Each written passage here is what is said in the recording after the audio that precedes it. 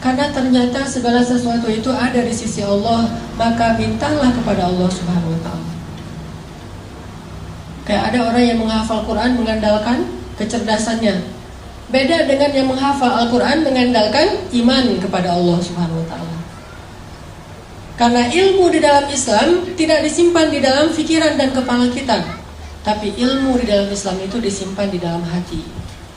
Al-fiqhu fiqhul qulub. Pemahamannya itu dilakukan dengan hati. Mungkin teman-teman ada yang pernah dengar cerita Abdullah ibnu Mas'ud menghafal Al-Quran 1 juz hanya dengan sekali dengar. 1 juz loh hafalannya dengan cuma sekali dengar.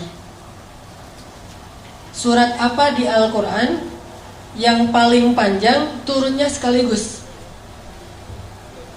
Panjang 1 juz dan turunnya sekaligus. Ada yang tahu? Surat Al-An'am. Surat Al-An'am itu panjangnya sekitar 11 lembar, 1 juz lebih 1 lembar. Dan itu turunnya sekaligus, beda dengan surat Al-Baqarah. Kalau Al-Baqarah panjang 2 juz setengah, tapi turunnya nyicil, berangsur-angsur. Kalau surat Al-An'am 1 juz turunnya sekaligus. Datang Jibril. Terus Jibril membacakan surat Al-An'am kepada Rasulullah. Rasulullah dengar aja. Setelah Nabi selesai mendengar, kata Jibril, "Ya Muhammad, coba kamu ulangi." Diulang oleh Rasulullah dari ayat pertama sampai selesai 1 juz, tidak ada yang salah. Ini kemampuan hafalan Nabi SAW. Udah gitu Nabi ngumpulin para sahabat. Ayo kumpul, halumu ilayya. Ayo kumpul ke sini. Telah turun ayat kepada saya yang lebih saya cintai daripada dunia dan seisinya, yaitu surat Al-An'am yang dibuka dengan kalimat pujian Alhamdulillah. Terus Nabi bacain nih surat Al-An'am 1 juz. Bayangin teman-teman, para sahabat selama mendengar Nabi membaca Al-Quran 1 juz, gak ada para sahabat yang bergerak sama sekali. Gak ada yang bergerak. Sampai para ulama bilang seandainya merpati bikin sarang di atas kepala mereka, jadi itu sarang.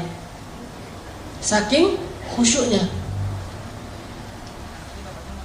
Para sahabat itu mendengar Nabi baca surat Al-An'am 1 juz dan khusyuk. Nggak ada yang bergerak sama sekali. Diam aja dengerin. Lalu ketika Nabi selesai membaca Al-An'am 1 juz, seorang sahabat yang bernama Abdullah ibnu Mas'ud berdiri mengatakan, "Ya Rasulullah, saya sudah hafal surat itu." Coba, 1 kali dengar langsung hafal. Cuman tawaduknya Rasul, hebatnya Rasulullah itu, Rasulullah nggak bilang, "Emang kamu doang? Saya juga bisa kayak gitu." Rasulullah ngomong kayak gitu. Padahal Rasulullah juga dari Jibril hafalnya sekaligus. Rasulullah malah bilang, "Oh gitu, coba Abdullah kamu baca." Lalu Abdullah pun mengulang surat Al-An'am dari ayat pertama sampai selesai 1 juz. Tidak ada 1 huruf pun yang keliru. Apa yang membuat Abdullah mudah dalam menghafal Quran? Ternyata bukan karena Abdullah lebih pintar dari yang lain. Standar, semua orang juga punya kelebihan. Allah kasih akal dan memori. Tapi Abdullah ini orang yang selalu mengandalkan Allah, yakin kepada Allah, makanya Allah mudahkan dia dalam mencari ilmu. Saya teringat kata Abdullah bin Mas'ud ketika dia awal-awal belajar Quran. Kata dia, "Ta'allamnal iman qabla al-Quran." Kami itu belajar iman dulu sebelum belajar membaca Al-Quran. Sehingga kalau kami membaca Al-Quran, iman kami bertambah. Nanti akan muncul suatu kaum yang belajar Quran sebelum belajar iman. Walaupun mereka membaca sampai 30 juz Al-Quran, imannya tidak bertambah. Belajar iman sebelum belajar Quran. Apa arti belajar iman? Belajar yakin sama Allah. Nih saya nih lagi menghafal Quran. Dan Al-Quran ini adalah firman Allah, kata-kata Allah. Kalau saya pengen mudah menghafal Al-Quran, saya harus minta sama yang memiliki kata-kata ini. Pemiliknya adalah Allah SWT. Berdoa, "Ya Allah, mudahkan saya menghafal Quran. Ya Allah, mudahkan saya bertilawah Al-Quran." Allah mudahkan. Jadi bukan hanya mengandalkan kemampuan otak kita, Bukan hanya mengandalkan kemampuan memori kita, tapi andalkanlah Allah dalam segala urusan kita. Mulai dari belajar ilmu, mengamalkan ilmu, beribadah, bekerja, apapun, andalkan Allah Subhanahu wa taala. Jangan bikin Allah kecewa sama kita. Jangan buat Allah ilfil sama kita. Kalau Allah udah berpaling dari kita, kalau Allah udah unfollow kita nih, itu udah bahaya. Jangan sampai Allah unfollow. Apa unfollow-nya kalau dalam bahasa Al-Quran? Baro'atun minallah. Allah udah gak mau terlibat lagi dalam urusan kita. Jadi orang kalau misalnya mengandalkan Allah, dia akan melihat banyak keajaiban teman-teman dalam hidupnya. Pasti teman-teman sebagiannya mungkin pernah dengar cerita ketika awal-awal dulu saya berangkat Mesir. Itu ngandelin Allah banget tuh. Pulang dari Mesir juga kayak gitu. Dan Allah itu emang suka ngasih kejutan. Yang namanya kejutan, kita gak boleh tahu duluan. Kalau tahu duluan namanya bukan kejutan. Ini gak jelas nanti kayak gimana jadinya. Masa saya harus memilih pilihan-pilihan yang belum pasti? Udah, kalau itu Allah ridho, berarti pasti. Kalau pilihan kita itu Allah senang, berarti pasti. Pasti apa? Pasti ditolong. Pasti dikasih keajaiban. Pasti dikasih kebaikan, itu pasti. Asalkan pilihan kita itu pilihan yang diridhoi Allah. Makanya kalau memilih sesuatu itu, minta ke ustadz atau ke kiai, tanya dulu mana yang Allah suka di antara dua pilihan. Namanya istifta. Setelah istifta, kalau masih galau juga, misalnya ada 5 pilihan. 5 pilihan ini tanya ke kiai, Pak Yai, ini ada 5 pilihan dalam hidup saya. Kira-kira yang Allah ridhoi yang mana nih? Kata Pak Yai, 3 ini gak baik, tinggal 2 berarti yang Allah ridhoi. Masih galau kan? Baru istikharah. Jadi istifta, baru istikharah. Istifta itu apa? Minta pendapat ulama dulu, mana yang Allah ridhoi. Kalau yang Allah ridhoi itu masih ada 2, dua-duanya baik, baru istikharah, minta Allah yang memilihkan mana yang terbaik di antara yang baik. Libatkan Allah. Doa itu harus jadi kebiasaan kita. Ada apapun, doa. Mau garam, minta sama Allah. Garam aja minta kepada Allah. Sebutir beras, minta kepada Allah. Apapun minta kepada Allah. Karena Allah itu emang suka kalau kita meminta kepadanya.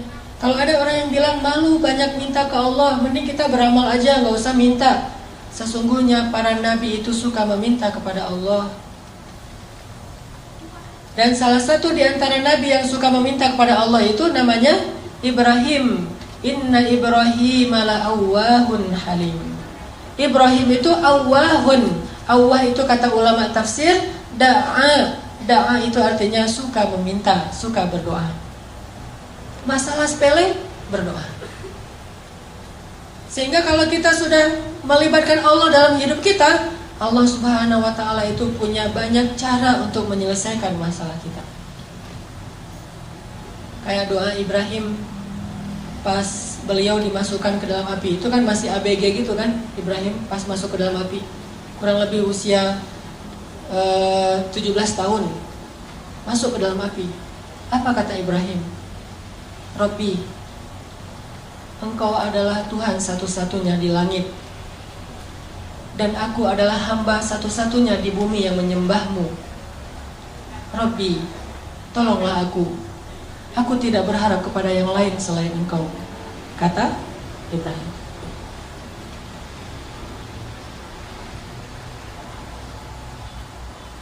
Gimana kata Ibrahim? Rabbi, Engkau satu-satunya Tuhan di langit, dan aku satu-satunya hamba yang menyembahmu di bumi. Tolonglah aku tidak meminta kepada selain Engkau. Terus datang malaikat nih. Datang malaikat Jibril. Terus Jibril bilang, ya Ibrahim, mintalah apa yang kamu butuhkan, saya akan bantu. Jibril menawarkan bantuannya. Apa kata Ibrahim? Amma ilaika fala. Kalau kepada kamu, tidak. Saya tidak butuh bantuan siapapun selain bantuan pencipta alam semesta. Jadi kalau kita udah ngelibatin Allah utuh, walaupun dalam hidup kita, teman-teman, boleh kita minta bantu ke manusia, tapi hati kita gak boleh bergantung kepada manusia. Tangan kita boleh berjabat tangan dengan orang lain, bikin akad gitu. Saya terima nikahnya, akad jual beli gitu ya. Boleh kita berakad dengan manusia secara zahir, tangan kita doang nih yang boleh berakad dengan manusia, tapi hati kita gak boleh berakad dengan manusia. Hati kita berakad dengan Allah. Hati kita yakinnya kepada Allah. Itu yang dikatakan oleh Ibrahim. Ketika Ibrahim di dalam api, mau dibakar nih, Ibrahim mengatakan, Rabbi, Engkaulah Tuhan satu-satunya di langit, dan aku hamba satu-satunya di bumi yang menyembahmu pada hari ini. Tolonglah aku. Kemudian Allah berfirman, Ya nar, kuni bardan wa salaman ala Ibrahim. Wahai api, jadilah engkau sejuk dan menyelamatkan bagi Ibrahim alaihissalam. Ini kalau kita melibatkan Allah. Kalau ada yang bilang itu kan para nabi, ternyata cerita-cerita kayak gini bukan hanya terjadi kepada para nabi, terjadi kepada banyak orang soleh yang bahkan tidak disebut namanya.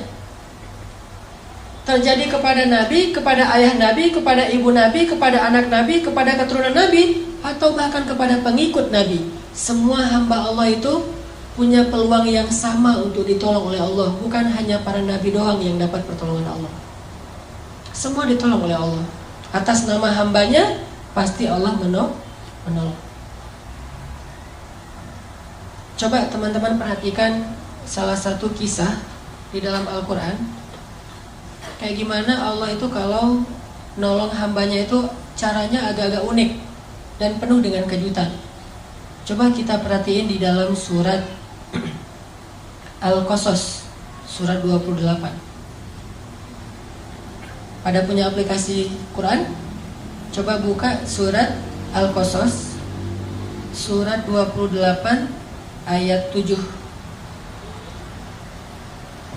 Surat Al-Qasas, surat 28 ayat 7. Saya akan tilawah dulu ayat 7 sampai ayat 13. Surat Al-Qasas ayat 7 sampai ayat 13.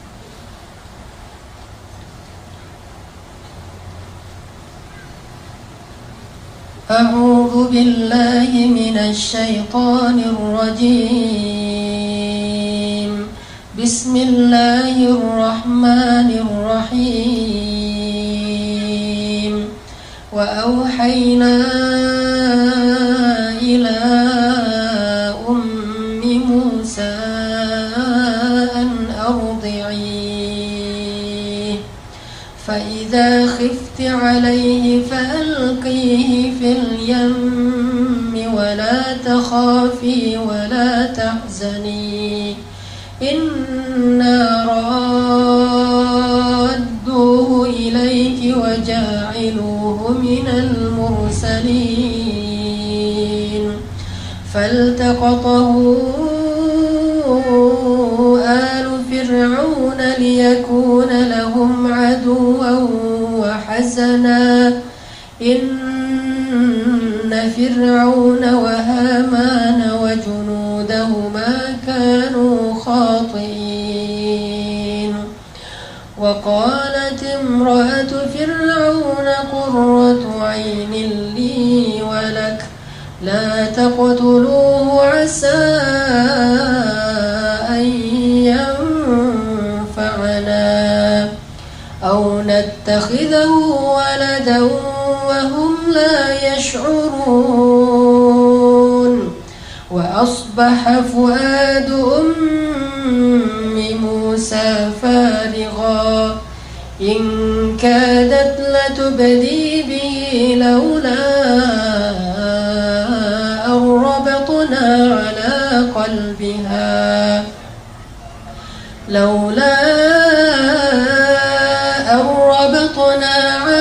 qalbiha litakuna minal mu'minin. Wa qalat li ukhtihi qussih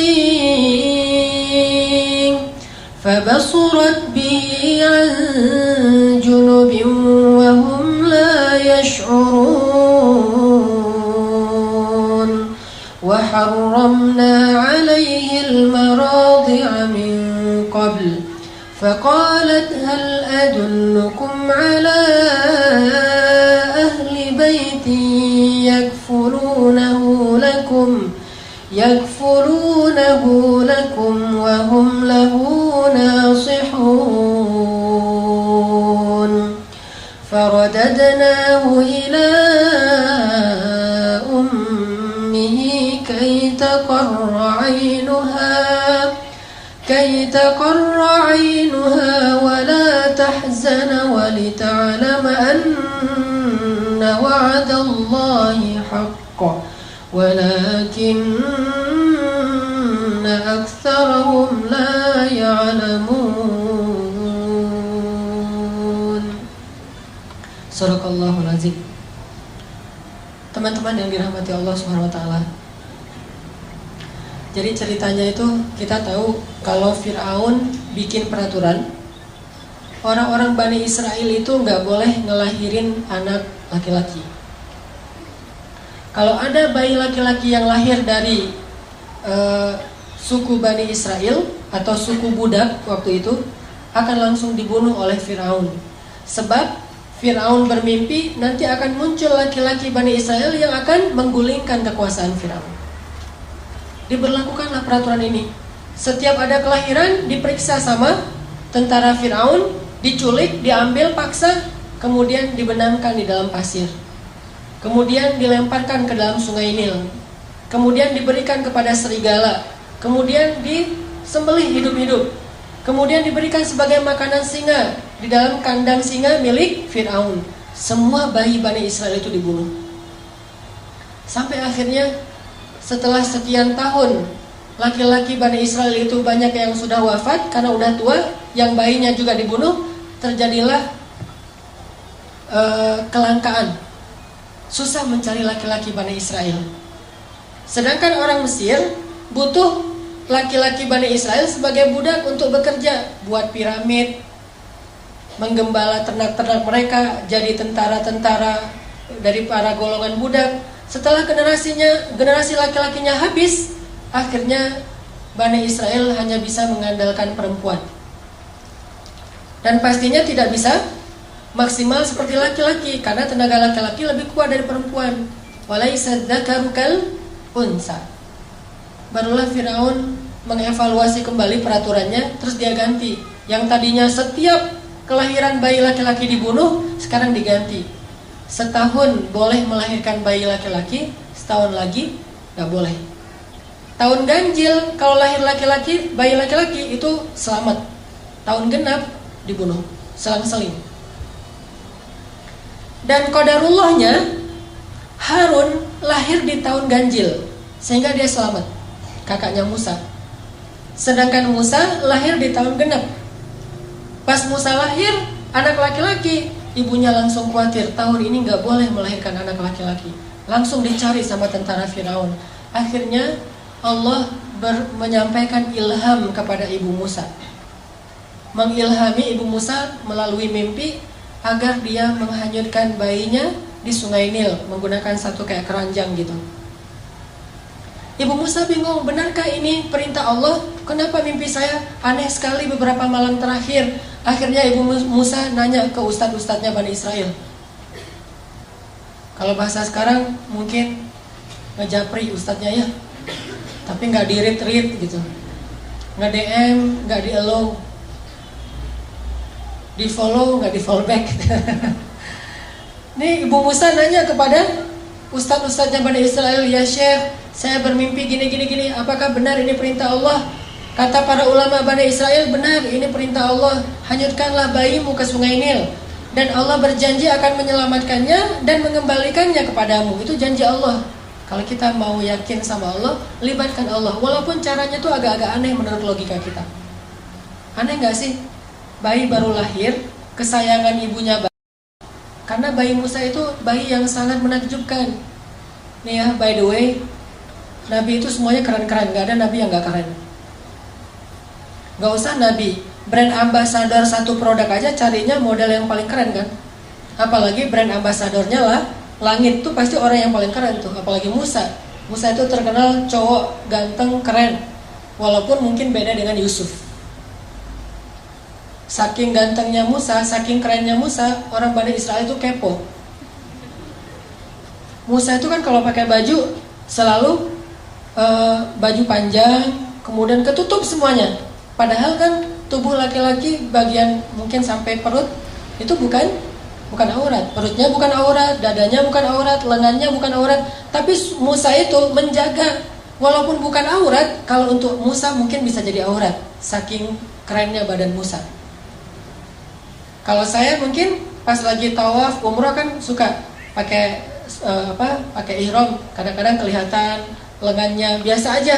Tapi kalau kelihatan lengannya Musa, itu cewek-cewek, keren Musa, tubuhnya keren banget gitu. Sehingga Musa tuh kalau pakai baju selalu baju panjang.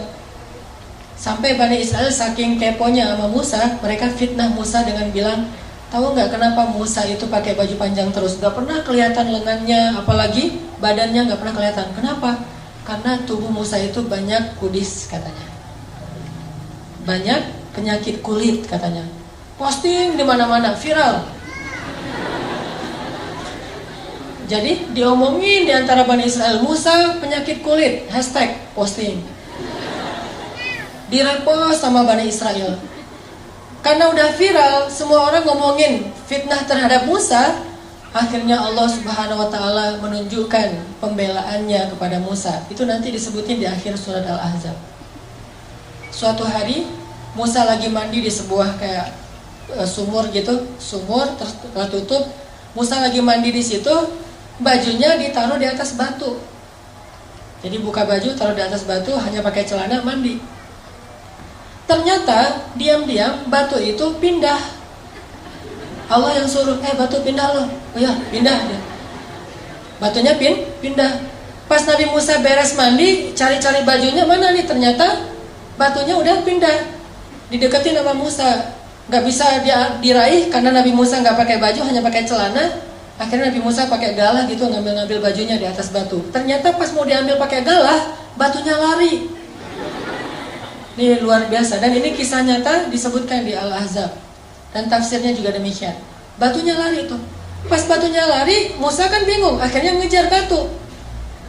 Thawbi hajar, bajuku dibawa lari batu, bajuku dibawa lari batu. Ngejar aja. Terus kejar-kejaran, batu Musa. Kemana larinya si batu? Larinya ke pasarnya Bani Israel.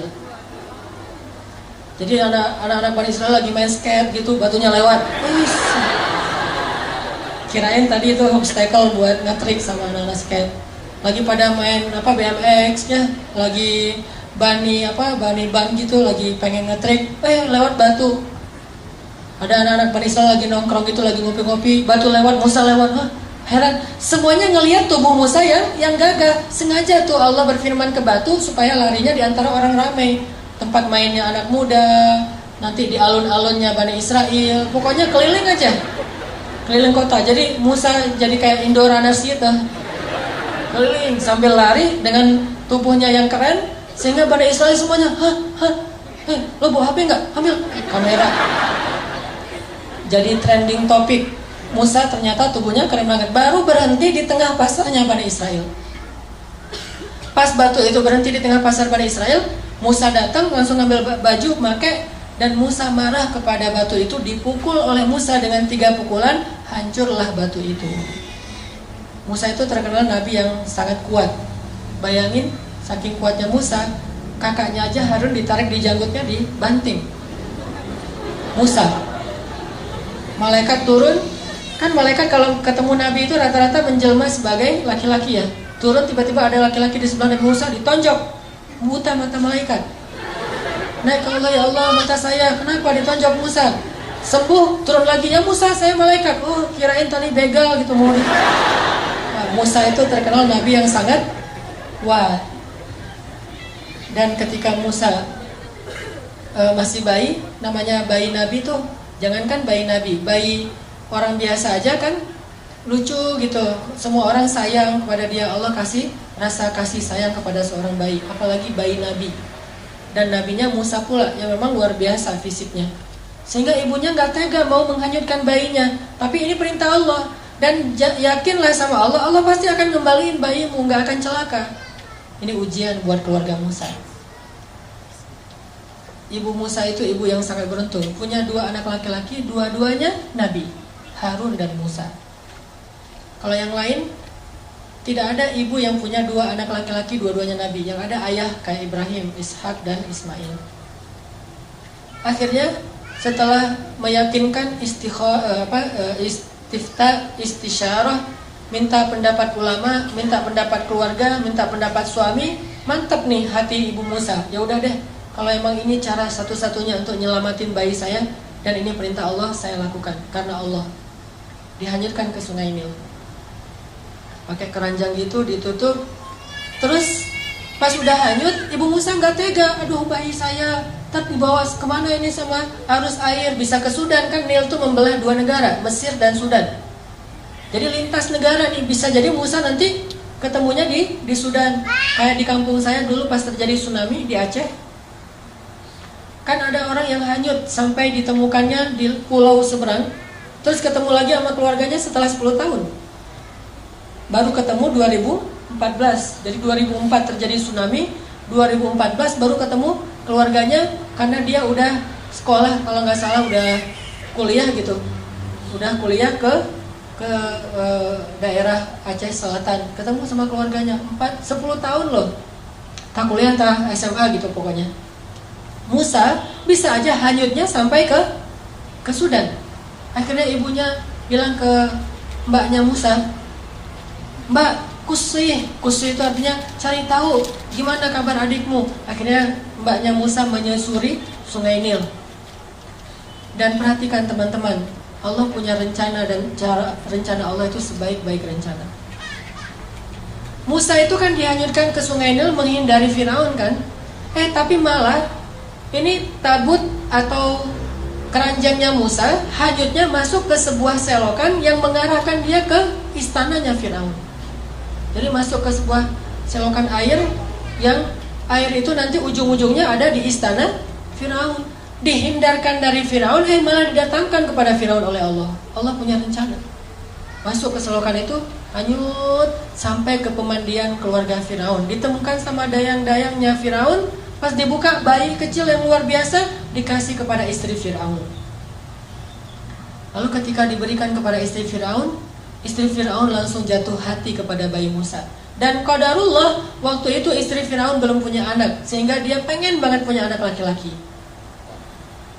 Dipanggil sama istri Firaun ke suaminya, "Fir, aku dapat bayi loh," gitu.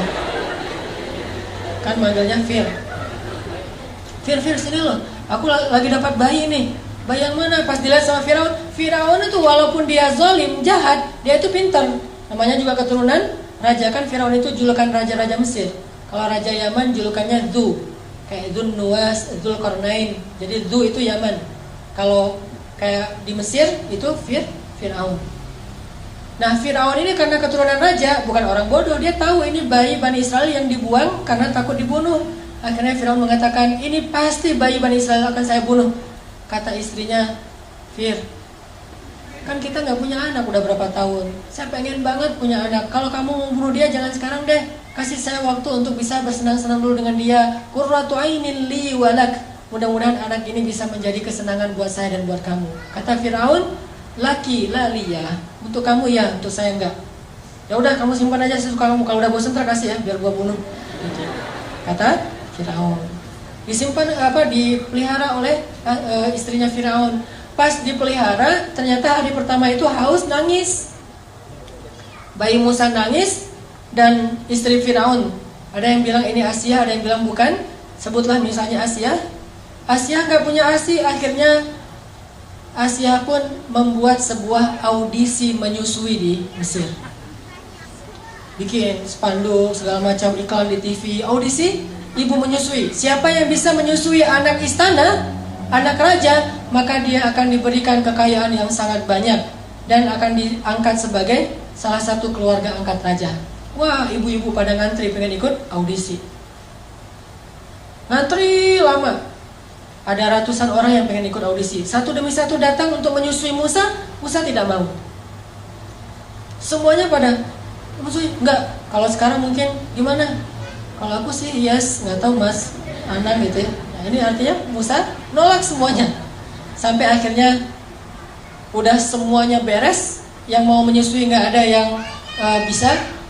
Di paling belakang itu kakaknya Musa, mbaknya Musa ikut audisi juga, ngantri. Sama pengawal ditanya, mau ngapain kamu sini? Saya mau ngantri.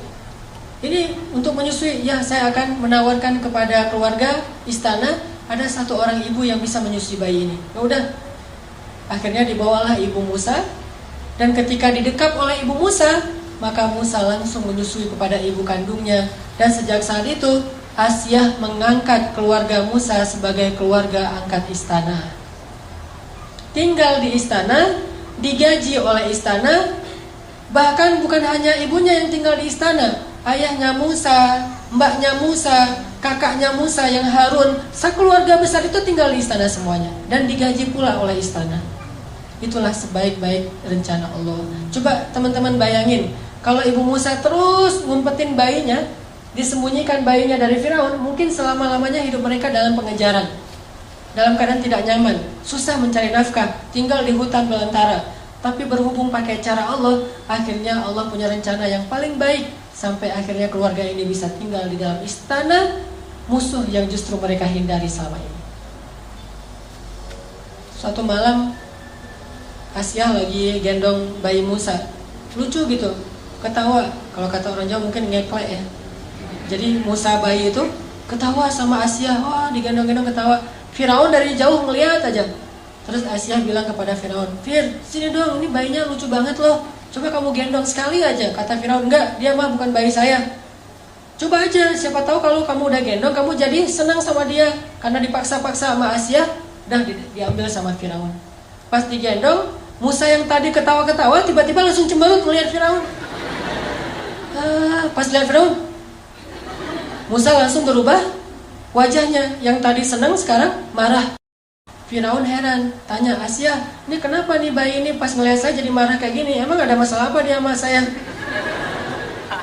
Kata Asyah, mungkin belum kenal, coba kamu dekap lebih dekat lagi. Didekap lebih dekat lagi, pas udah dekat, maka Musa pun menarik jenggotnya Firaun sekeras mungkin sampai tercabut banyak dari jenggotnya Firaun dan berdarah.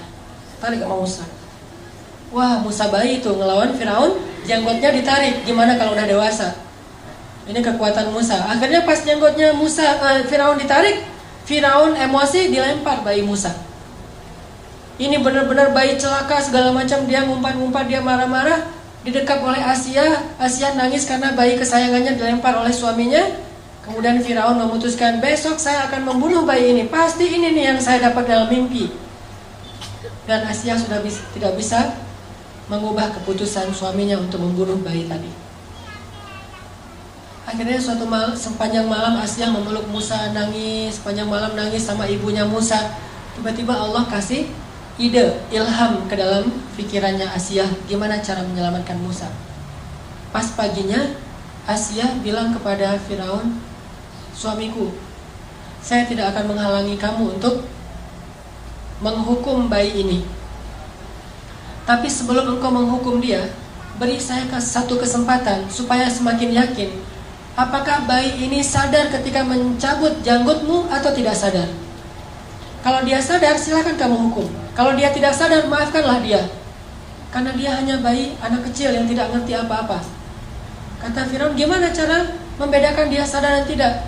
Kata Asyah, taruhlah bayi ini di tengah, di sebelahnya ditaruh bara api, di sebelahnya lagi ditaruh roti. Kalau bayi ini sudah bisa berpikir, dia akan memilih roti. Tapi kalau bayi ini namanya juga anak kecil nggak ngerti, dia mungkin akan memilih bara api. Kalau dia memilih roti, maka hukumlah dia. Tapi kalau dia memilih bara api, maafkanlah dia. Ditaruh Musa di tengah. Oh, logis juga nih kata Firaun. Ya udah dicoba aja deh. Pasti dia akan milih roti. Masa api panasnya juga udah menjauh kan? Dia pasti akan ngambil roti atau kayak permen gitu. Ditaruh Musa di tengah, di sini bara api, di sini makanan. Ternyata Musa bangun dari duduknya, mengambil bara api, dimakan oleh Musa, dan kemudian Musa kesakitan dan menangis. Sejak saat itulah lidah Musa menjadi luka dan menjadi agak cacat. Baru sembuh nanti ketika ketemu lagi Firaun itu berdakwah. Di situ ada doa Rabbi shrah li sadri wa yassir li amri wahlul 'uqdatan min lisani yafqahu qawli. Mudahkanlah lisan saya berucap ya Allah supaya dia faham. Gara-gara apa lisan Nabi Musa itu bermasalah? Gara-gara makan bara api. Pas makan bara api langsung dia muntahin lagi, dia nangis-nangis karena kesakitan, dipeluk oleh Asia, diberi obat. Dan ketika itu Asia mengatakan, tuh lihat bayi ini gak ngerti apa-apa. Masa kalau dia ngerti dia mau makan bara api, maafkanlah dia wahai suamiku. Akhirnya Firaun mengatakan, ya udah berarti dia memang bayi yang gak ngerti apa-apa, dimaafin. Selamat Musa. Lihat cara Allah menjaga hambanya. Allah itu punya banyak rencana, Allah itu maha kuasa. Jadi kalau kita ngandelin Allah, selalu ada jalan keluar. Sesulit apapun kondisi kita, kalau kita ngandelin Allah, selalu ada jalan keluar. Hanya kadang-kadang kita nggak sabar menunggu datangnya jalan keluar itu. Padahal jalan keluar Allah itu Allah datangkan melalui jalan kesabaran. Jadi kalau kita pengen dapat pertolongan Allah, jalannya itu adalah sabar. Tunggu sampai datangnya pertolongan Allah. Karena menunggu datangnya pertolongan Allah itu ibadah. Kayak orang sakit menunggu sembuh itu ibadah. Orang yang miskin menunggu dapat rezeki sambil berikhtiar itu ibadah. Jomblo menunggu ada yang datang, terutama yang perempuan nih, nunggu ada yang datang ke rumahnya ngetuk pintu dan melamar dia, itu adalah ibadah. Tapi pengennya sih ibadahnya jangan lama-lama ya, cepat ada yang datang gitu. Karena pengen beribadah yang lain, bukan hanya ibadah menunggu, tapi ibadah mencintai. Ibadah suami istri. Artinya libatkan Allah dalam hidup kita, libatkan Allah dalam masalah kita, libatkan Allah dalam segala urusan kita. Tidak ada yang kecewa ketika melibatkan Allah dalam urusannya. Saya teringat kisah seorang ibu di Mesir. Ini kisah nyata dan terjadi sekitar 20 tahun yang lalu lah di Mesir. Jadi ada seorang ibu janda dengan satu anak bayi dan tidak ditinggali apa-apa oleh suaminya. Suaminya meninggal dalam keadaan miskin. Dan ibu ini juga keluarga besarnya orang miskin semuanya. Tidak ada yang mampu. Akhirnya setelah dia menjadi janda, dia kerjanya ganti-ganti. Kadang jadi pembantu di rumah orang, kadang di pasar, segala macam. Pokoknya nggak punya pekerjaan tetap untuk bisa menafkahi bayinya. Baru sekitar sebulan ditinggalkan suaminya, bayinya sakit keras, panas tinggi, panas luar biasa. Terus panas tinggi mau dibawa ke rumah sakit, nggak punya biaya, beli obat aja nggak ada duit, makan aja belum hari itu. Hanya dikasih minum air putih, dikompres, kasih minum air putih, dikompres, sambil menangis. Bayinya terus menangis sepanjang hari. Sampai malam hari bayinya berhenti menangis karena sudah lelah. Capek seharian nangis, akhirnya ketiduran. Bayinya tidur. Ketika bayinya tidur jam 12 malam, ibu ini dalam keadaan bingung. Beliau kemudian berwudu, kemudian sholat 2 rakaat. Setelah selesai sholat 2 rakaat, ibu ini berdoa kepada Allah, Robbi, saya ini adalah perempuan yang tidak punya wali, tidak punya suami, tidak ada yang menafkahi saya. Sedangkan saya punya seorang anak dan dia sekarang sakit. Suami saya baru meninggal. Dia curhat sama Allah. Jadi kalau kita doa sama Allah tuh curhat dulu, jangan to the point. Ya Allah minta ini, minta itu. Curhat dulu kayak Nabi Zakaria. Kayak gimana doa Nabi Zakaria? Rabbi inni wahanal 'azmu minni washta'ala ar-ra'su shayba walam akum bidu'aika rabbi syaqiyya. Rabbi, tulang saya sudah lemah, rambut saya sudah putih. Curhat dulu masalah kita apa. Dia curhat kepada Allah tentang masalahnya. Dia gak punya uang untuk beli obat, gak punya nafkah, bahkan hari ini makan juga belum. Terus dia bilang di akhir doanya, Rabbi, aku pasrahkan hidupku ini kepadamu. Aku serahkan urusan masalahku ini kepadamu. Berilah jalan keluar kepadaku dan anakku, wahai Allah. Dia berdoa kepada Allah, minta diberikan jalan keluar. Akhirnya Pas habis berdoa, tiba-tiba ada orang yang ketuk pintu rumahnya. Assalamualaikum. Dibukain pintu seorang laki-laki. Assalamualaikum. Mana anakmu yang sakit? Saya seorang dokter. Mana anakmu yang sakit? Akhirnya ibu ini heran. Dokter datang ke rumahnya sendiri padahal dia nggak manggil. Ditunjukin, dokter ini meriksa bayi itu, diperiksa sama dokternya. Setelah diperiksa, dibuatin resep obat. Terus dokternya bilang kepada ibu, nih resep obatnya, silakan dibeli obatnya di apotek segera. Ini kasihan anaknya udah terlalu panas dan harus segera diberikan obat. Terus saya mau pulang, silakan diselesaikan administrasi, minta bayar. Ibu ini bingung pas dokternya minta bayaran. Kata ibu ini, dokter, saya nggak punya uang. Terus dokternya bilang, terus kalau ibu nggak punya uang, ngapain ibu telepon saya? Tengah malam jam 1 malam nelfon saya. Kata ibu ini, saya tidak telepon dokter. Terus dokternya keluarin kertas alamat. Ini benar nggak nih alamat rumah ini? Tadi yang nelfon soalnya nyebutin alamatnya ini nih. Kata ibu, benar ini alamat rumah saya. Terus mana laki-laki yang tadi nelfon? Kata ibu ini, saya nggak punya suami, nggak ada laki-laki di rumah. Ini telepon aja ibu, nggak ada di rumah. Handphone atau telepon rumah nggak ada. Baru dokter ini curiga. Terus siapa yang tadi menelpon dokter tengah malam jam 1? Sekitar 15 tahun yang lalu lah terjadi di Mesir. Dokter ini duduk, nanya kepada ibu, ibu sebetulnya apa yang terjadi? Apa yang terjadi tadi jam 1 malam? Ibu ini cerita kondisinya, masalah anaknya. Terus dia cerita jam 1 malam tadi dia baru telepon Allah. Dia sholat 2 rakaat, dia berdoa kepada Allah. Entah gimana ceritanya, entah malaikat, entah manusia, pokoknya Allah alam, Allah yang mendatangkan dokter itu ke rumahnya. Mendengar cerita ini, dokternya merinding, terharu. Akhirnya datang lagi periksa lebih serius lagi bayinya. Terus keluar cari obat sendiri dokternya ke apotek, datang lagi kasih obat, kemudian ngasih lagi hadiah untuk keluarga ini untuk 1 bulan. Dan sejak saat itu dokter ini suka memberikan nafkah rutin kepada keluarga ini setiap bulan. Dan kadang-kadang dipanggil ke rumah untuk bantu-bantu di rumahnya. Artinya Allah punya banyak cara untuk membantu hambanya. Panggil aja Allah SWT. Ada apa-apa, telepon Allah. Dan telepon Allah itu paling enak tuh, gak pernah di-reject. Nelfon manusia, di-reject tuh. Nelfon, kan suka ada tulisan saya lagi meeting, lagi nyetir, kan ya. Atau lagi galau gitu kan, bisa juga custom, bisa tulis sendiri lagi galau. Itu kalau nelfon manusia. Kalau nelfon Allah, nggak pernah Allah nggak reject telepon hambanya.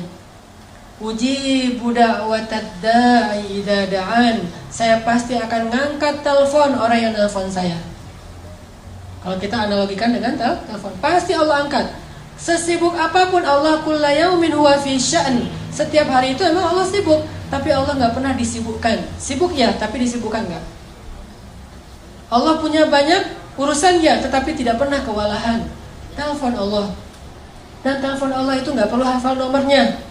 Aduh, nomor telepon Allah berapa ya? Belum di save misalnya. Nggak perlu, tinggal bilang Allah, langsung ke connect ke langit. Nomor telepon Allah itu cuma bilang Allah aja. Robbi, ilahi, bebas, nomornya banyak. Dan semuanya aktif, nggak ada nomor itu sudah tidak aktif. Sudah apa misalnya? Nggak ada.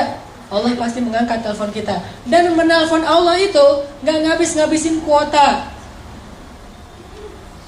gak ngabis-ngabisin pulsa, sama sekali gratis. Gak makan pulsa, gak ngabisin kuota, gak perlu hafal nomor. Gak ada yang misalnya lagi telepon dengan yang lain, jadi kita nunggu dulu ngantri. Gak, telepon Allah itu paling mudah ketimbang nelpon manusia. Ada masalah tinggal bilang ya Allah. Allah langsung mengatakan abdi, alaka hajah, wahai hambaku apa kebutuhanmu. Bahkan di waktu tertentu Allah yang datang kepada kita, bukan cuma kita telepon Allah jarak jauh, Allah datang kepada kita. Sepertiga malam terakhir Allah turun ke langit dunia. Terus Allah mengatakan, adakah orang yang membutuhkan pertolongan aku tolong? Hal min dhi hajah, adakah orang yang butuh ampunan aku ampuni? Adakah orang yang butuh keajaiban aku berikan? Keajaiban dalam hidupnya Allah sendiri yang nanya kepada kita. Jadi ada masalah sedikit, telepon Allah. Minta Allah terlibat dalam urusan kita. Gak usah khawatir karena Allah itu akan mengangkat telepon kita. Allah gak mungkin ngecewain hambanya yang berdoa kepadanya. Langsung hubungi Allah. Dan tahu cara supaya doa kita itu benar-benar langsung menggetarkan arasy? Kalau kita pengen doa kita itu menggetarkan arasy, pas kita telepon Allah itu deringnya itu kenceng, berdoalah dengan hati. Doa itu bukan hanya dengan suara yang lantang, walaupun itu juga kadang dibolehkan. Tapi ada doa yang suaranya lirih, tapi arasy di langit itu bergetar. Doa siapa? Yang pelan banget tapi arasnya bergetar. Doa Nabi Yunus alaihissalam. Subhanaka inni kuntu minadh dhalimin. La ilaha illa anta subhanak inni kuntu minadh dhalimin. Doanya pelan. Bayangin saking lirih dan pelannya doa Nabi Yunus, ikan paus yang menelan beliau aja nggak dengar kalau Nabi Yunus lagi berdoa di perutnya, nggak dengar. Jadi ikan paus tuh nggak, lagi baca apa sih lo di perut gua? Nggak, ikan pausnya aja nggak dengar apa yang dibaca oleh Nabi Yunus. Ikan-ikan yang ada di lautan itu nggak ada yang dengar apa yang diucapkan oleh Nabi Yunus. Tapi doa yang begitu lirih tersebut bisa bikin arasy bergetar.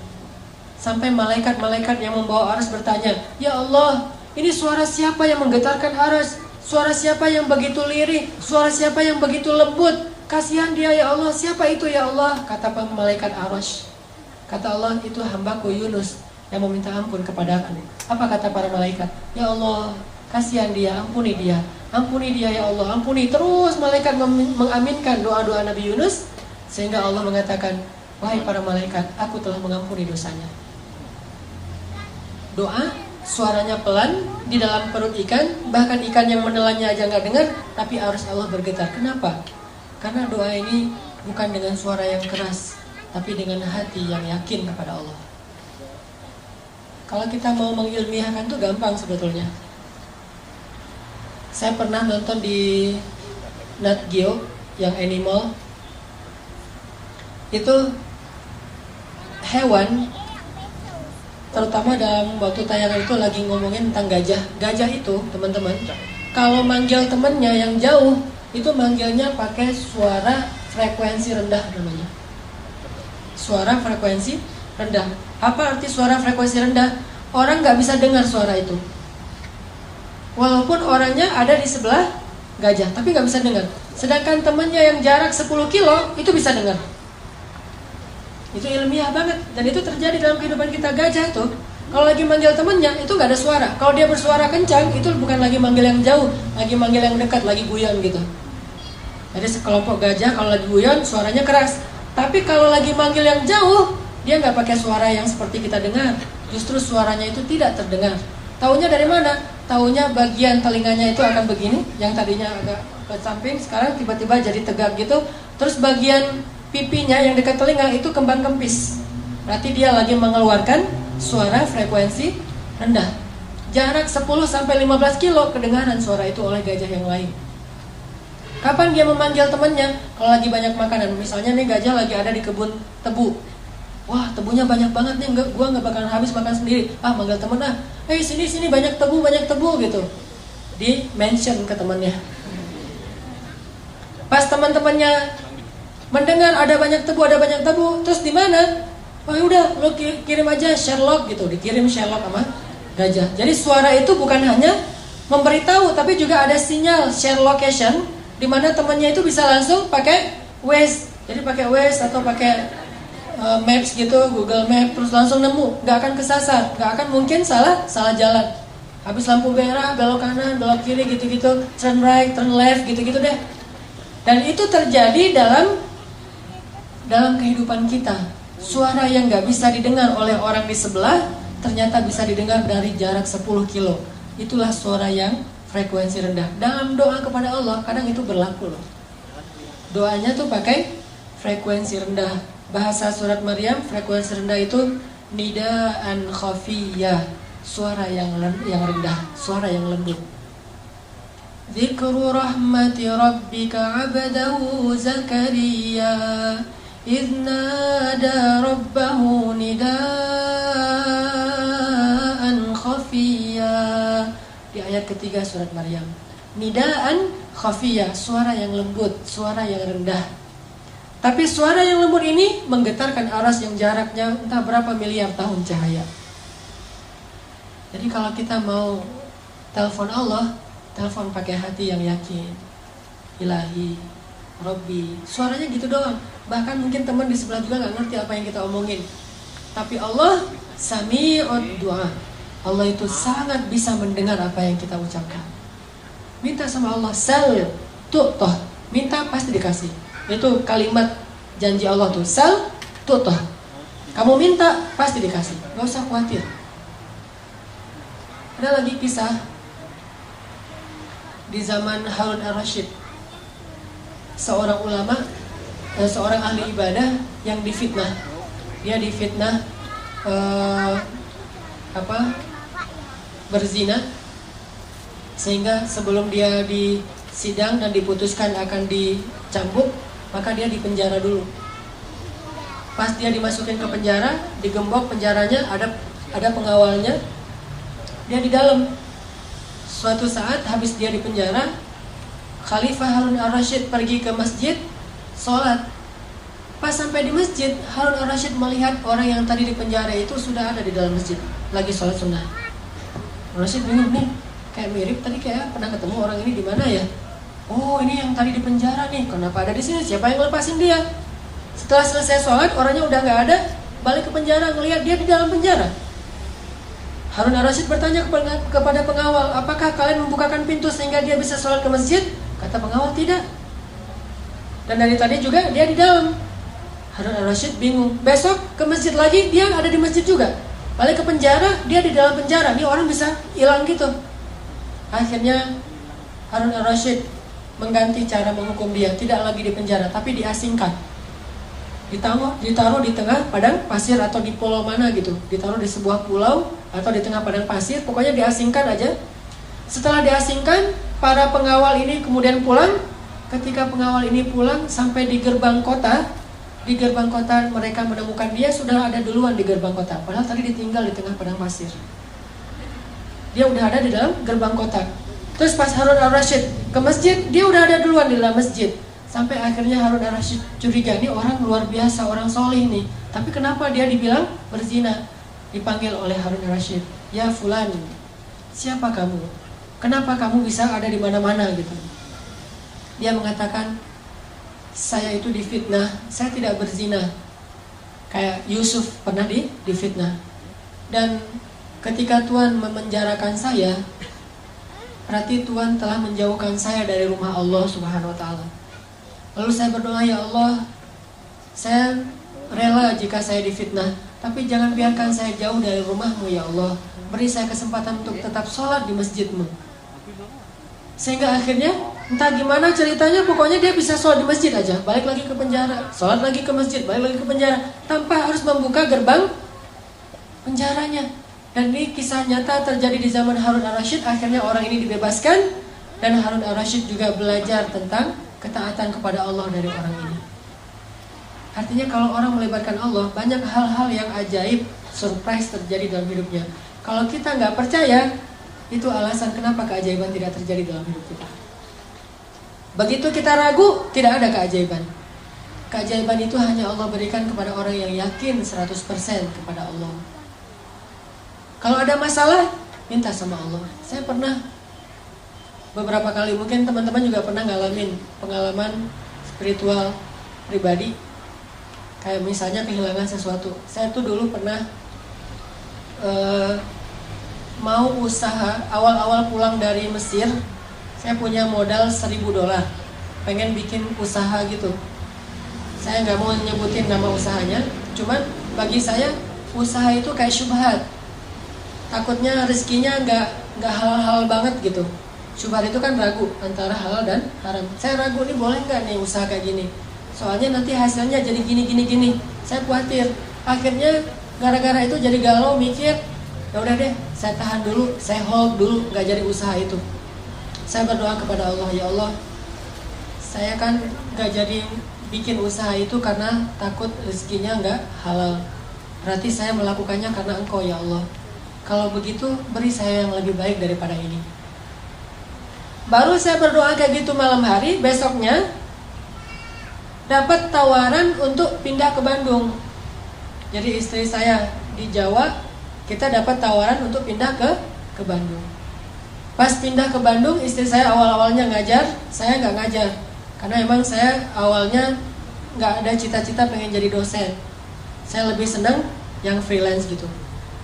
Waktu itu karena emang kita baru-baru pindah ke Bandung dan masih dalam keadaan susah, ngontrak rumah di sebuah rumah kecil dekat pembuangan sampah di tengah kota Bandung. Terus saya nyari-nyari kerjaan gitu, pengen jadi guru di pesantren, saya masukin ijazah-ijazah, nggak ada yang terima. Semuanya alasannya kita udah kelebihan ustadz, jadi udah nggak butuh tambahan guru. Karena nggak bisa jadi guru, akhirnya saya nerjemahin buku. Nerjemahin buku-buku yang berbahasa Arab, saya terjemahin di rumah. Ada modal laptop, saya beli 3 juta gitu, laptop second. Terus terjemahin buku. Pas sudah selesai terjemah, saya kirim ke penerbit. Semua rata-rata jawabannya, buku ini udah pernah ada yang nerjemah, jadi nggak boleh lagi diterjemah. Wah, saya salah. Sebulan nerjemahin ternyata nggak bisa diterbitin. Akhirnya putus asa nerjemahin buku, nulis buku sendiri. Nulis, udah selesai nulis buku, nawarin ke penerbit-penerbit. Katanya ini kurang layak diterbitkan, nggak bisa diterbitin karena nggak keren tulisannya. Akhirnya kalau orang nggak mau nerbitin buku saya, kenapa nggak saya terbitin sendiri? Mulailah saya mencoba menerbitkan sendiri. Saya desain. Bayangin teman-teman ngedesain cover buku pakai PowerPoint. Lucu kan? Harusnya kan pakai Corel Draw, pakai InDesign, ini pakai PowerPoint karena nggak bisa ngedesain. Pakai PowerPoint, pakai Word. Ya, jadi layoutnya tuh manual gitu, pakai Word gitu, terus di capture, cetak aja. Cetak 1000 buku. Udah selesai dicetak, penerbitnya nama sendiri, penulisnya sama, penulis penerbit sama aja tuh, sama sendiri. Dicetak, udah gitu nggak tahu jualan kemana. Saya kirim ke Sumatera ke teman-teman anak-anak Kairo yang udah pulang, kirim ke lewat bus-bus malam gitu, biar lebih murah.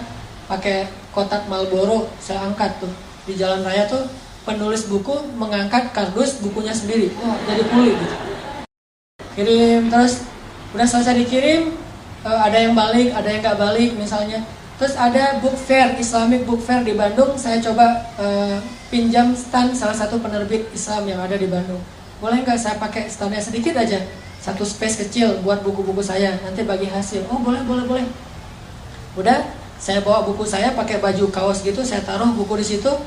Cover bukunya wajah saya tuh paling gede, kan lagi pencitraan ya, wajahnya paling gede. Bikin X bannernya juga wajah saya doang tuh, tulisannya dikit. Udah selesai gitu, taruh pakai X banner, bukunya disusun jadi kayak tornado gitu, kayak piramid gitu biar orang menarik beli. Terus naik motor kan, ganti baju dulu. Tadi kan baju kuli, sekarang baju penulis. Baju penulis, ganti baju pakai baju putih gitu. Terus pakai pulpennya juga masih pilot, taruh sini. Berdiri di sebelah stand saya, orang-orang nanya ini buku apa? Buku tentang tadabbur Al-Quran. Penulisnya siapa? Itu penulisnya. Oh, minta tangan. Mulai dari situ usaha buku. Dari usaha buku ganti lagi ke usaha jual beli pulsa. Waktu itu di Bandung ada 60 cabang pulsa di Bandung selama 1 tahun. Terus ganti lagi, nambah lagi ke usaha jual beli mobil second, nambah lagi ke properti walaupun kecil-kecilan, terus berkembang, baru akhirnya saya sadar ternyata benar ya, kalau kita meninggalkan sesuatu karena Allah kasih yang lebih baik daripada apa yang udah kita tinggalkan. Libatkan Allah, mengambil sesuatu karena Allah, meninggalkan sesuatu karena Allah. Libatin aja Allah dalam segala urusan kita, pasti mudah urusan kita. Awal-awal saya di Bandung itu, ketika awal-awal merintis, anak saya lahir, saya yang jadi bidan. Anak saya lahir tuh, mau dibawa ke bidan, udah telat, udah keburu lahir. Ya udah, saya jadi bidan aja. Udah, tutup semuanya. Bernafas, wah langsung jadi bidan. Saya tarik anaknya, pas udah selesai keluar, baru bingung nih gimana mutusin plasenta. Karena nggak tahu cara mutusin plasenta, baru nelpon ambulan, dibawa sama ambulan. Kenapa kok gitu-gitu amat? Tapi saya bersyukur, alhamdulillah jadi lumayan ngirit lah biaya ngelahirin, karena bidannya nggak perlu dibayar. Segitunya, artinya kalau misalnya kita benar-benar melibatkan Allah itu, Allah emang suka ngasih kejutan-kejutan.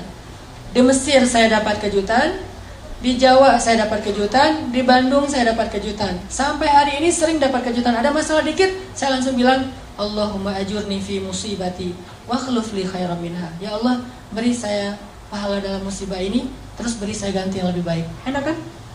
Jadi kalau kita kehilangan sesuatu, ini pengen diganti sama Allah dengan yang lebih baik. Diputusin, alhamdulillah, ya Allah beri saya ganti yang lebih baik.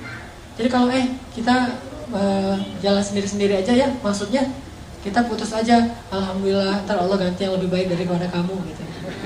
Artinya Allah itu kalau kita libatin gak akan ngecewain. Saya pernah kayak dicurangin orang gitu dalam satu, namanya orang usaha kan macam-macam ya, dicuranginnya nggak gede sih, namanya juga usaha kecil, sekitar 1,5 juta. Pas dicurangin gitu, ya udah daripada rame-rame, saya udah aja diberesin, rugi 1,5 juta. Pas udah rugi saya doa, ya Allah beri saya pahala dalam musibah ini, terus beri saya ganti yang lebih baik daripadanya. Seminggu kemudian Allah kasih rezeki, sebuah usaha, sebuah proyek yang keuntungannya 15 juta, 10 kali lipat daripada yang saya rugi sebelumnya. Libatin Allah. Jadi kalau kita libatin Allah, ada masalah dikit, kita nggak langsung putus asa. Oh, gampang, kalau rugi di sini mah minta aja lagi ke Allah, ntar Allah ganti yang lebih baik. Gitu. Nggak sampai kita jadi stres mikirin sesuatu yang nggak nyaman dalam hidup kita. Udah serahin aja sama Allah. Saya pernah malam-malam, dulu saya pakai salah satu handphone tuh yang kayak saya beli kurang lebih harganya 1.200.000 lah, handphone sederhana. Malam-malam ada acara Qiyamul Lail di masjid, dan saya waktu itu telat bangun. Acara Qiyamul Lailnya jam 2, saya jam 2 baru bangun. Kan kaget tuh, jam 2 baru bangun, udah jam 2, orang-orang udah pada nunggu. Sementara jarak rumah ke masjid itu kalau malam 15 menit, lumayan, belum lagi wudhu segala macam. Kaget, saking kagetnya buru-buru handphone jatuh, pecah, udah nggak bisa dipakai. Saat itu juga saya berdoa, ya Allah beri saya pahala dalam musibah ini, beri saya ganti yang lebih baik daripadanya. Besok pagi loh, dan itu wallahi hanya berselang beberapa jam. Besok pagi diganti sama Allah dengan waktu itu Samsung Note 5 yang harganya waktu itu masih 10 juta. Diganti langsung di waktu yang sama, padahal belum selesai tuh mikirin yang tadi, tadi jatuh, kalau nggak jatuh udah ada handphone, sekarang ini minjam handphone istri dulu, jatuh langsung Allah ganti dengan yang lebih baik gitu. Gimana caranya? Jangan selalu menerjemahkan rezeki yang tidak diduga-duga itu sedekah. Nggak selalu sedekah. Bisa juga usaha, bisa proyek, bisa apa aja lah. Yang jelas Allah ganti yang lebih baik. Libatin Allah dalam hidup kita. Kayak Ummu Salamah, begitu suaminya meninggal, Ummu Salamah doa. Dan doa ini diajarkan oleh Nabi. Ya Allah, beri saya pahala dalam musibah ini dan beri saya ganti yang lebih baik. Terus Ummu Salamah heran sendiri gitu. Loh, yang lebih baik? Siapa yang lebih baik daripada Abu Salamah? Abu Salamah itu suami yang paling ideal. Setelah selesai masa haid, datanglah Rasulullah melamar Ummu Salamah. Ternyata ini yang lebih baik daripada Abu Salamah. Gak mungkin Allah ngecewain kita. Itu teman-teman yang dirahmati Allah. Yuk kita belajar sama-sama berhijrah kepada Allah. Bukan berhijrah ke suatu tempat, dari luar masjid ke masjid, bukan. Tapi berhijrah kepada Allah. Dan Allah ma'akum aynama kuntum, dimana bersama kita dimanapun kita berada. Di masjid, di kantor, di jalan, di rumah, dimanapun Allah bersama kita. Jadi kalau kita hijrahnya ke Allah, artinya kita ada masalah dikit, telepon Allah, insya Allah Allah akan selalu menyertai kita, dan Allah akan selalu menjaga kita. Ihfazillah yahfazka. Jaga hubungan kamu sama Allah, Allah yang akan menjaga hidup kamu seutuhnya. Mudah-mudahan ini jadi booster buat kita, jadi penyemangat buat kita dalam mendekat kepada Allah, terutama dalam berdoa. Mulai sekarang coba koleksi lebih banyak doa. Mulai sekarang coba koleksi lebih banyak doa. Doa sehari-hari, mulai doa makan, doa tidur, doa segala macam, termasuk doa-doa yang bisa kita baca di dalam sujud. Karena ketika sujud itu waktu yang paling baik untuk berdoa. Kalau kita sujud nggak tahu baca apa, itu rugi. Karena waktu sujud itu dekat banget sama Allah SWT. Jadi perbanyak aktsiru minad doa, perbanyak doa ketika kita sujud. Mudah-mudahan ini bermanfaat. Barakallahu wa lakum. Langsung dilanjutkan dengan muhasabah. Ya, kita muhasabah bersama-sama. berdoa kepada Allah Subhanahu wa taala, mudah-mudahan Allah Subhanahu wa taala memberikan kepada kita keberkahan dalam hidup kita, keberkahan dalam rezeki kita, dan keberkahan di dalam usia kita. Ilahi Anta Rabbi la ilaha illa Anta. Ilahi ij'alni laka dzakkarin laka syakkarin. Allahumma ilaika aslamna wa bika amanna wa alaika tawakkalna wa ilaika anabna wa bika khasamna. Na'udzu bi'izzatika an tudillana antal hayyul ladzi la yamut wal insu wal jinnu yamutun. Ya Allah ya Rabbi, kepadamulah kami berserah diri,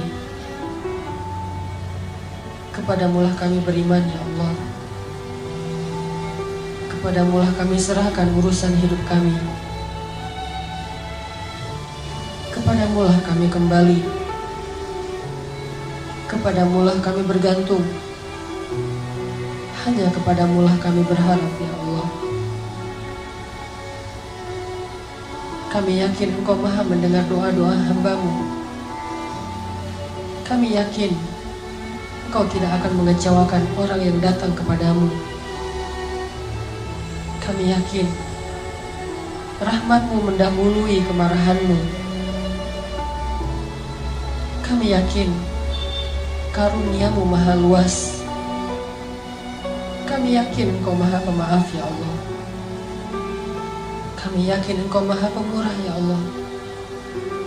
Karena dengan kemurahan-Mu lah kami mendapatkan kebahagiaan dalam hidup ya Allah. Hidup kami adalah kemurahan-Mu ya Allah. Hidup kami adalah rahmat-Mu ya Allah. Hidup kami adalah anugerah dari-Mu ya Allah. Engkau maha segala-galanya.